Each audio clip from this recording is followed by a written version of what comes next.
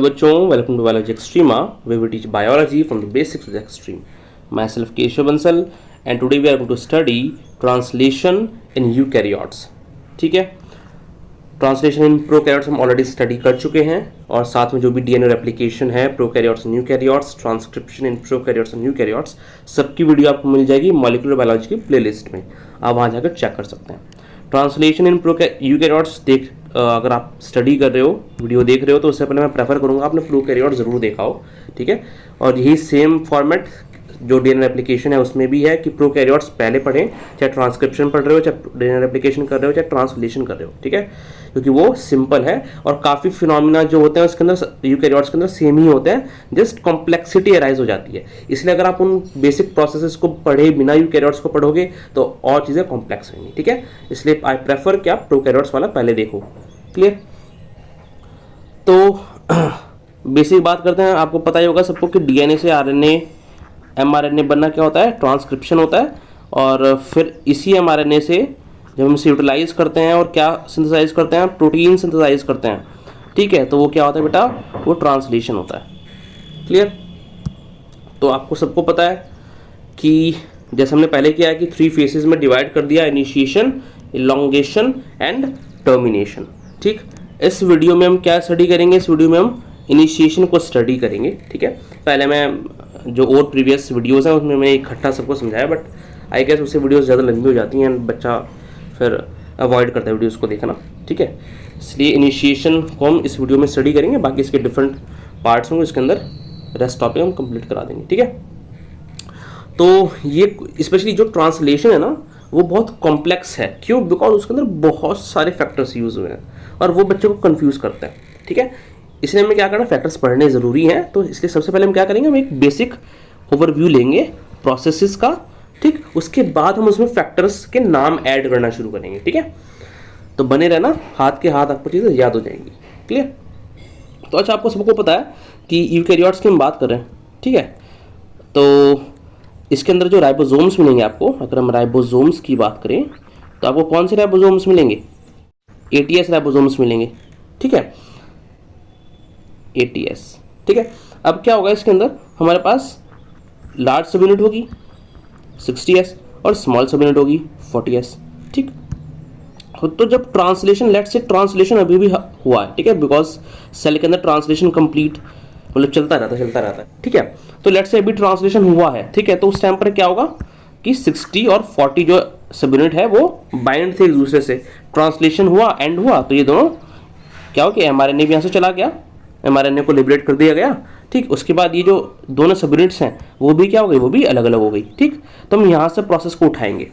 Clear? कि यहाँ से अब दोनों यूनिट अलग अलग हो गई, तो अब हमें किससे लेना देना है? हमें है लेना देना 40 सब यूनिट से, जो स्मॉल सब यूनिट है। ठीक है, जो स्मॉल सब यूनिट है उससे हम पिकअप करेंगे। क्लियर? तो स्मॉल 40 सब यूनिट को हमने पिकअप किया और इससे क्या जोड़ दिया, सबसे पहले स्टेप में हमने कुछ इनिशिएशन, अब हमें नया राउंड शुरू करना है। ठीक है, न्यू राउंड शुरू करना है हमें, किसका? ट्रांसलेशन का, यूकैरियोट्स में। तो सबसे पहले हम बेटा क्या करेंगे, हम कुछ इनिशिएशन, इस पहले मैंने गलत लिख दी, इनिशिएशन फैक्टर्स जो हैं वो किससे अटैच कर देंगे, किससे? इस स्मॉल सब यूनिट से। ठीक है, इस स्मॉल सब यूनिट से हम कुछ इनिशिएशन फैक्टर्स अटैच कर देंगे। तो लेट्स से हमारी स्मॉल सब यूनिट है, ठीक है, इससे हम क्या कर देंगे, कुछ इनिशिएशन फैक्टर्स को अटैच कर देंगे। ठीक, कुछ इनिशिएशन फैक्टर अटैच कर देंगे, अभी हम बाकी डिटेल में देखेंगे, इसमें अच्छे से अच्छे डायग्राम भी हैं। ठीक है, अब क्या होगा कि अब इसका रिजल्ट क्या होगा, हम इनिशिएशन फैक्टर्स अटैच कर दिए। ठीक, अब इसके अंदर हमें पता है राइबोसोम के अंदर हमें 3 साइट्स देखने को मिलती हैं। ठीक है, एक होती है ई साइट, ठीक, एक होती है पी साइट, एक होती है ए साइट। क्लियर? अब क्या होगा कि ये जो इनिशिएशन फैक्टर्स जोड़े हैं, ठीक, इसके जुड़ने से दो मेन क्या होंगे, 2 मेन फंक्शन होंगे। ठीक है, इन इनिशिएशन फैक्टर्स के। ठीक है, ऐसा मतलब 2 मेन रिजल्ट वो होंगे, कॉन्सिक्वेंसेस प्रोड्यूस होंगे। क्या क्या प्रोड्यूस होंगे? एक तो जी जो लार्ज सब यूनिट है, यानी 60S सब यूनिट है। ठीक, 60S सब यूनिट वो आकर बाइंड नहीं कर सकता, तो इसकी बाइंडिंग को प्रिवेंट किया जाएगा। ठीक, कि ये भाई 40s सब यूनिट से आकर भी बाइंड नहीं हो सकता, बिकॉज अभी हमने उसे सेपरेट किया है, वो वापस आकर जुड़ भी तो सकता है, ठीक है। तो अभी हमें इसे जुड़ने नहीं देना है, ठीक, इतना चीज़ होगी।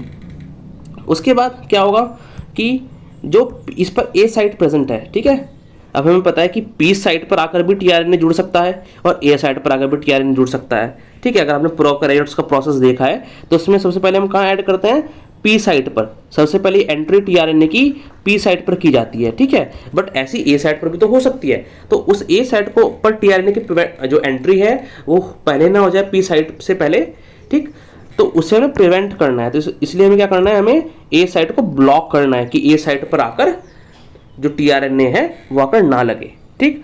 कहाँ पर आके लगे टीआरएनए, सबसे पहले पी साइट पर, ठीक है। तो ये जो इनिशिएशन फैक्टर्स जुड़े हैं, ठीक, नियरली 4 आपके ये इनिशिएशन फैक्टर्स जुड़ते हैं। तो ये जुड़ने के बाद क्या दो मेन कॉन्सिक्वेंसेज होंगे कि एक तो लार्ज सब यूनिट जो है 60 सब यूनिट वो बाइंड नहीं हो पाएगी, और दूसरी बात कि ए साइड ब्लॉक हो जाएगा। ए साइड ब्लॉक हो गया तो अब टीआरएनए जो अमीनो एसिड लेकर आ रहा है वो ए साइड पर नहीं जुड़ सकता। अब उसे किस पर जुड़ना पड़ेगा, उसे पी साइड पर ही जुड़ना पड़ेगा, ठीक है। ई पर क्यों नहीं जुड़ सकता, बिकॉज यहाँ सीक्वेंस होता है नहीं शुरुआत में, ठीक है।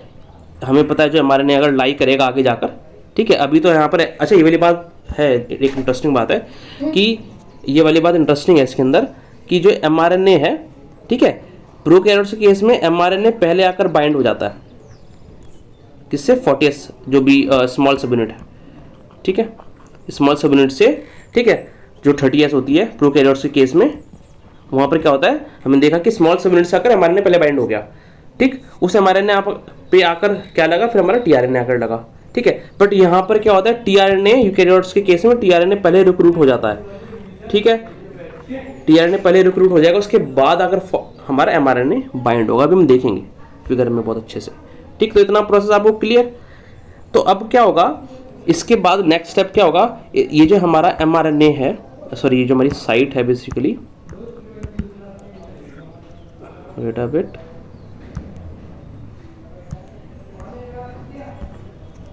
ठीक है, ये हमारा जो है 40s सब यूनिट है, ठीक, ये हमारी 40s सब यूनिट जो स्मॉल सब यूनिट है, और ये कुछ हमारे क्या आकर बाइंड करके यहाँ पर कुछ इनिशिएशन फैक्टर्स आकर बाइंड करके, ठीक है।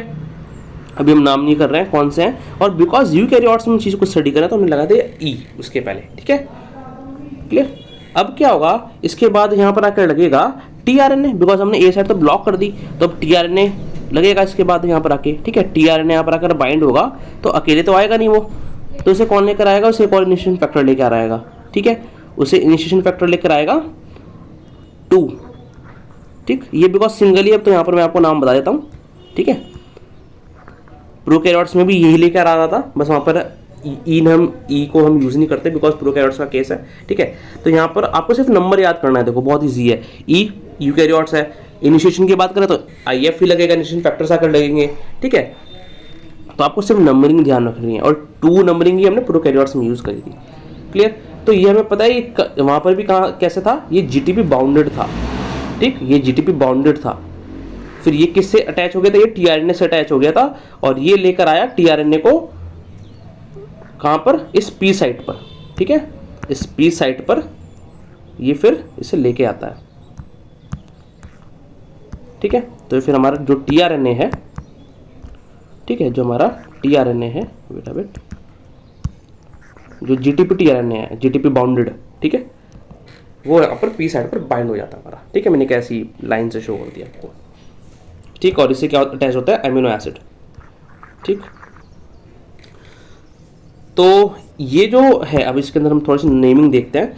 ये जो यहाँ पर कॉम्प्लेक्स बना है, जब EIF2 GTP बाउंड होकर टीआरएनए से जुड़ता है, इसे हम कहते हैं टर्नरी कॉम्प्लेक्स। क्या कहते हैं बेटा, इसे हम कहते हैं टर्नरी कॉम्प्लेक्स, टर्नरी कॉम्प्लेक्स, ठीक है। और ये जब टर्नरी कॉम्प्लेक्स आकर इस 40s सब यूनिट से आकर जुड़ जाता है तो ये बनता है 43s प्री इनिशिएशन कॉम्प्लेक्स, ठीक है, प्री इनिशिएशन कॉम्प्लेक्स। एक बार देख लेते हैं इस चीज़ को, हमने क्या क्या देखा। हमने कहा सबसे पहले कहाँ शुरू हुआ, हमने कहा भाई यूकैरियोट्स का केस है, राइबोसोम्स 80s राइबोसोम्स होते हैं, 60 40 दो में डिवाइडेड होंगे, लार्ज सब यूनिट 60, स्मॉल सब यूनिट 40, ठीक है। लेट्स से पुराना राउंड ऑफ जो ट्रांसलेशन है वो एंड हो रहा है तो mRNA भी लिबरेट होगा, ठीक। और जो 60 और 40 एस सब यूनिट है, 60 और 40 है वो अलग अलग हो जाएंगी, ठीक है। 60 अलग कर दी जाएगी, 40 अलग हो जाएगी। अब न्यू राउंड हमें शुरू करना है, ठीक है। अब हमें न्यू राउंड शुरू करना है, तो न्यू राउंड हमें जब शुरू करना है तो हमने क्या किया, हमने 40 सब यूनिट को पिकअप किया और उससे जाकर क्या बाइंड कर गए, उसे जाकर जो भी इनिशिएशन फैक्टर्स हैं वे जाकर बाइंड कर गए, ठीक। अभी हम नाम की बात नहीं करी, हमने कहा 4 इनिशिएशन फैक्टर आकर बाइंड कर गए, ठीक। किससे, 40 सब यूनिट से, क्लियर। अब एज अ रिजल्ट क्या होगा, 2 मेन कॉन्सिक्वेंसेज होंगे, ठीक है। कि एक तो क्या होगा कि भाई जो लार्ज सब यूनिट है वो आकर बाइंड ना करे, ठीक है, उसकी बाइंडिंग प्रिवेंट करनी है, यानी 60 सब यूनिट की बाइंडिंग प्रिवेंट करनी है। दूसरी चीज क्या होगी कि हमें पता है जो टीआरएनए है वो पी साइट पर भी आकर जुड़ सकता है, ए साइट पर भी आकर जुड़ सकता है, ठीक है। तो पहले पी पर जुड़ेगा, उसके बाद ए पर जुड़ना चाहिए, क्लियर। तो ए पर पहले ना अगर साइट वैकेंट होगी फिर तो अगर जुड़ जाएगा ना, ठीक है। तो ए साइट को हमें ब्लॉक करना है, तो एक इनिशिएशन फैक्टर ए साइट को ब्लॉक करेगा, वहीं पर जाकर बाइंड कर जाएगा, ठीक है, ताकि ए साइट पर अमीनो एसाइलेटेड यानी जो टीआरएनए अमीनो ग्रुप जो है बेसिकली अमीनो एसिड जो लेकर आएगा, इसके लिए हम टर्म यूज करते हैं अमीनो एसाइलेटेड, ठीक है। ये सारी टर्मिनोलॉजी ने आपको सब प्रोकैरियोट्स वाली वीडियो में आराम से मिल जाएगी, बहुत अच्छे से एक्सप्लेन किया, ठीक है। तो ए साइट पर आकर बाइंड कर जाएगा, क्लियर। तो अब क्या हुआ, हमारी ए साइट ब्लॉक हो गई और लार्ज सबयूनिट आकर बाइंड नहीं कर सकती। नेक्स्ट स्टेप क्या आता है कि अब हमारा क्या होगा, जो टीआरएनए पी साइट पर लगाना था वो टीआरएनए आएगा, अकेले नहीं आएगा, उसे जो इनिशिएशन फैक्टर 2 है वो लेकर आएगा, और इनिशिएशन फैक्टर 2 जीटीपी बाउंडेड होता है, ठीक। ये आकर लेकर आएगा। और अच्छा ये वाली बात कि ये जो फैक्टर है, ठीक है, जो टीआरएनए से बाउंडेड है, इसके लिए हम क्या टर्म यूज करते हैं, टर्नरी कॉम्प्लेक्स, ठीक। टर्नरी कॉम्प्लेक्स हम इसके लिए टर्म यूज करते हैं। तो टर्नरी कॉम्प्लेक्स आएगा और इस 40 एस सब यूनिट से बाइंड कर जाएगा, है कि नहीं, इस 40 एस सब यूनिट से बाइंड कर जाएगा, क्लियर। तो अब ये क्या बना, 40 सब यूनिट से बाइंड करने के बाद टर्नरी कॉम्प्लेक्स, अब ये बन गया 43 S pre initiation complex, clear, ठीक है। आई होप इतना क्लियर होगा। अब इसके अंदर, ठीक है, हम कुछ डिटेल्स को ऐड करेंगे, क्लियर। इसके अंदर हम कुछ डिटेल्स ऐड करेंगे, अब देखते हैं। अब ये जो ओरिजिनल एक अच्छा सा डायग्राम है, ठीक है, इसमें आपको अब देखना बहुत मजा आएगा। तो हमने कहा ये हमारा जो पुराने राउंड में लार्ज सब यूनिट थी, फिर स्मॉल सब यूनिट थी, ठीक है, वो अटैच थे, क्लियर। न्यू राउंड शुरू हो रहा है तो लार्ज सब यूनिट अलग हो गई, ये जा रही है अलग, ठीक है। अब हमारे पास क्या बची, स्मॉल सब यूनिट बची है, ये हमारी स्मॉल सब यूनिट, ठीक। अब इससे अगर हमने कहा था कि नियरली 4 हमारे क्या लगेंगे, 4 हमारे इनिशिएशन फैक्टर्स लगेंगे, ठीक है। तब हमने नाम नहीं बताया था, अब हम नाम की बात करते हैं कौन कौन से में है, ठीक है। तो आपको सिर्फ नंबरिंग ध्यान रखनी है, 1, 1A, 3 और 5, ठीक। 1 आके लग रहा है, अभी देखते चलो आपको याद हो जाएगा, है ना, विजुलाइज करते चलोगे तो हो जाएगा। 1, 1A, 3 और 5, ठीक। ये 4 फैक्टर्स आकर लग गए। फिर से कौन कौन से, साथ में दोहराओ, 1, 1A, 3 और 5, ठीक। ये आकर किससे लगे, इस 40 सब यूनिट से आकर लग गए, ठीक है। हमें पता है ई साइट है, पी साइट है, ए साइट है, ठीक है। तो अब हमने कहा था कि इनमें से इस एज अ रिजल्ट 2 फंक्शन होंगे, कॉन्सिक्वेंसेज होंगे। एक तो लार्ज सब यूनिट आकर बाइंड नहीं कर पाएगी, और दूसरा क्या होगा कि ए साइट जो थी वो ब्लॉक हो जाएगी, ताकि ए साइट पर टीआरएनए हम ना लगा सकें, ठीक। तो इस ए साइट को कौन ब्लॉक करता है बेटा, इस ए साइट को ब्लॉक करता है 1A, फिगर में दिख रहा होगा आपको, ठीक है। तो ये 1A जो है ये ए साइट को ब्लॉक करेगा, ठीक। तो बहुत इजी तरीका से 1 के आगे ए लिखा है, ठीक है। तो 1A साइट को ब्लॉक करेगा, 1A जो है एक साइट को ब्लॉक करेगा। नेक्स्ट स्टेप क्या होगा कि अब ए साइट ब्लॉक हो गई तो अब सिर्फ सीधा टीआरएनए कहाँ लगेगा, पी साइट पर लगेगा, ठीक है। तो टीआरएनए इनिशिएटर टीआरएनए क्या रखा है यहाँ पर, बिकॉज ये इनिशिएट कर रहा है प्रोसेस, ठीक। ध्यान रखना, प्रोकैरियोट्स में जो इनिशिएटर टीआरएनए है, ठीक है, जब टीआरएनए की हम चार्जिंग करते हैं इनिशिएशन से पहले, जब अगर मैं आपको बता दूं कि टीआरएनए अपने पहले से एमिनो एसिड से बाउंड नहीं होता, ठीक है, उससे अमीनो एसिड बाउंड कराया जाता है। इस प्रोसेस को हम क्या कहते हैं बेटा, इस प्रोसेस को हम कहते हैं चार्जिंग ऑफ टीआरएनए या फिर अमीनो एसाइलेशन ऑफ टीआरएनए, ठीक। इस प्रोसेस की डिटेल वीडियो चैनल पर अलग से पड़ी है, ठीक है, आप देख लेना। तो ये जो प्रोसेस है ना, ये प्रोकैरियोट्स में भी होगा, यूकैरियोट्स में भी होगा, और ये इनिशिएशन से पहले होगा, ठीक है। तो हम टर्म यूज करते हैं, तो जब हम अमीनो एसिड चिपकाते हैं, ठीक है, तो प्रोकैरियोट्स केस में तो हम चिपकाते हैं फॉर्मिल मिथियोनिन, ठीक है। तो यहाँ पर आपको एफ ऐसे दिख जाएगा यहाँ पर प्रोकैरियोट्स केस में, ठीक है। और यूकैरियोट्स के इसमें क्या लगाते हैं, मिथ्योनिन, सिर्फ मिथ्योनिन, ठीक। तो अब हमने कहा टीआरएनए आएगा, ठीक। क्या बात करी थी हमने कि टीआरएनए अकेला नहीं आएगा, टीआरएनए को एक फैक्टर लेके आएगा, कौन सा, 2, ठीक। सारा तो ये तो सबको पता ही है, EIF, ठीक है। GTP बाउंडेड होगा, ठीक है। और ये क्या बना रहा है, ये बना रहा है टर्नरी कॉम्प्लेक्स, ठीक, टर्नरी कॉम्प्लेक्स। तो ये आकर कहाँ बाइंड कर गया, 40s मिनट पर बाइंड कर गया। 40s मिनट पर बाइंड करने के बाद इसने क्या फॉर्म कर दिया बच्चे, इसने फॉर्म कर दिया 43s, ठीक है। ध्यान रखना 43s pre initiation complex. Clear, इतना हमने स्टडी कर लिया, ठीक। अब क्या हो रहा था, जब ये प्रोसेस चल रहा होता है ना, अभी आगे नहीं बढ़ेंगे, अभी ये जो प्रोसेस चल रहा होता है, ठीक, इसके साथ साथ एक और प्रोसेस चल रहा होता है, अभी हम उसी को स्टडी करेंगे, ठीक है।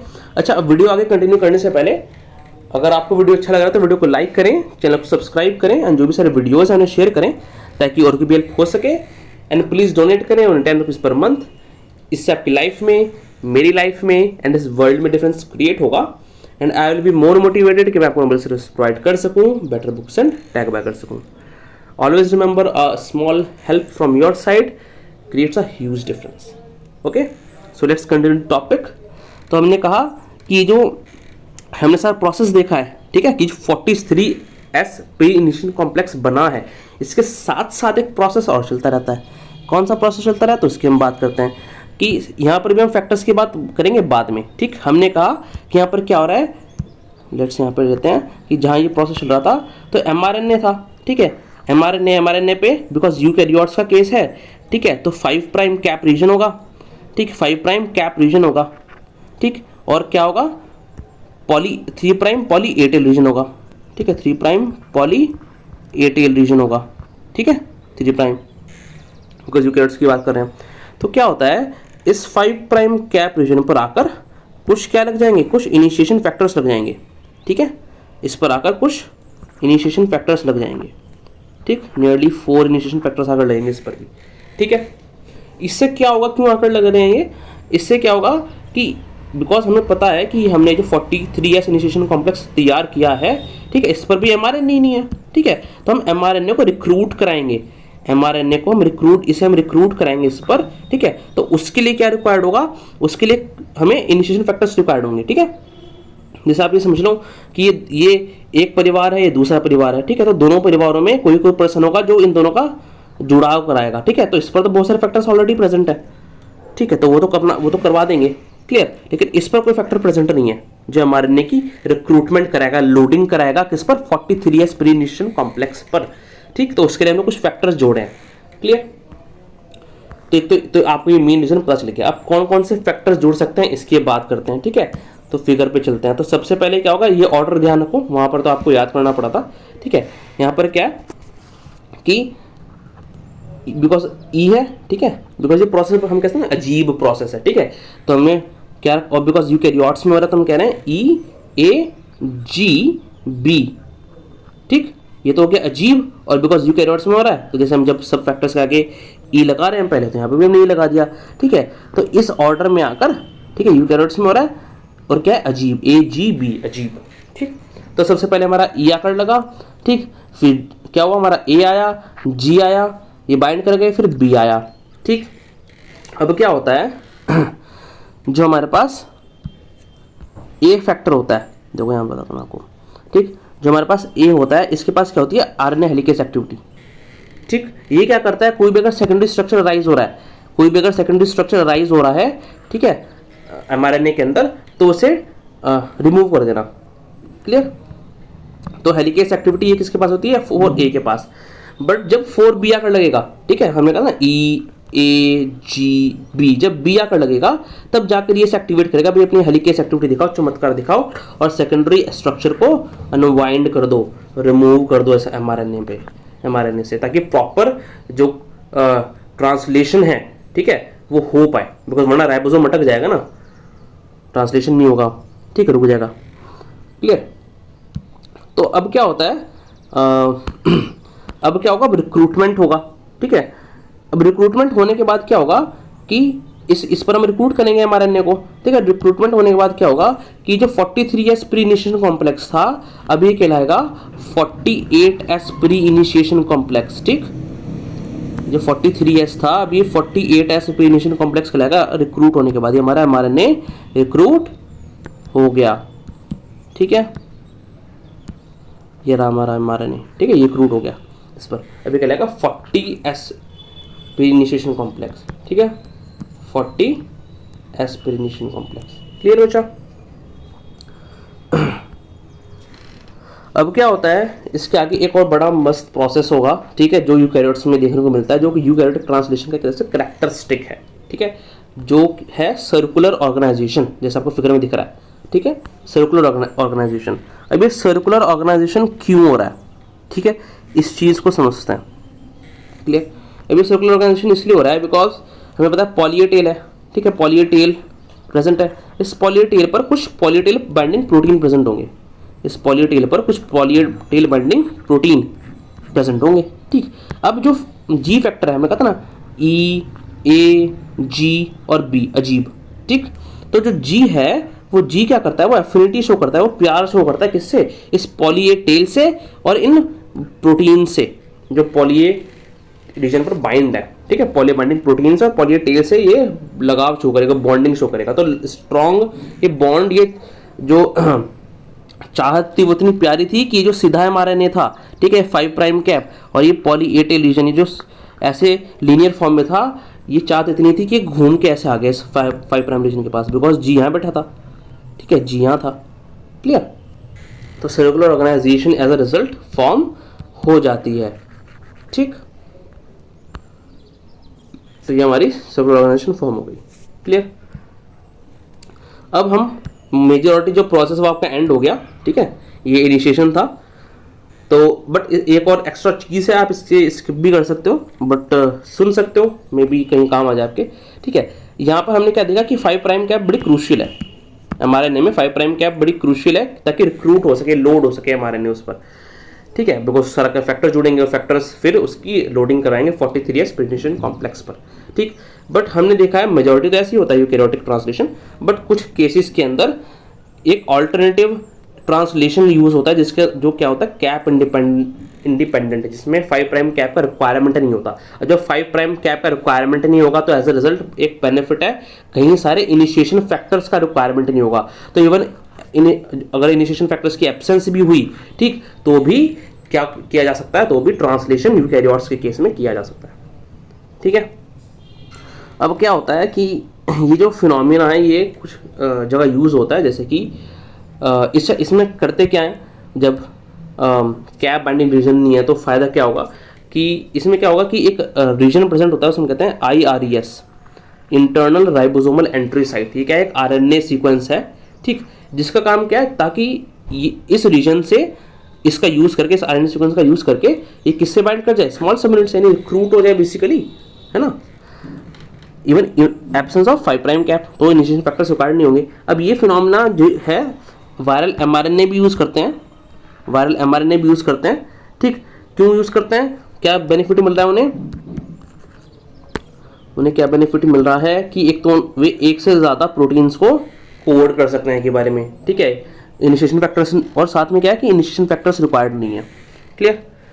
और हमारे अगर हम अपनी बात करें तो एपोप्टोसिस में एक फ़ायदा क्या हो जाता है कि एपोप्टोसिस जब हो रहा है तो एपोप्टोसिस के अंदर जो भी जिस सेल के अंदर एपोप्टोसिस हो रहा है तो यानी उससे प्रोग्राम्ड सेल डेथ है वो बेसिकली है ना, उसका खात्मा किया जा रहा है, तो जो भी अंदर से उसे मारा जाएगा, ठीक है।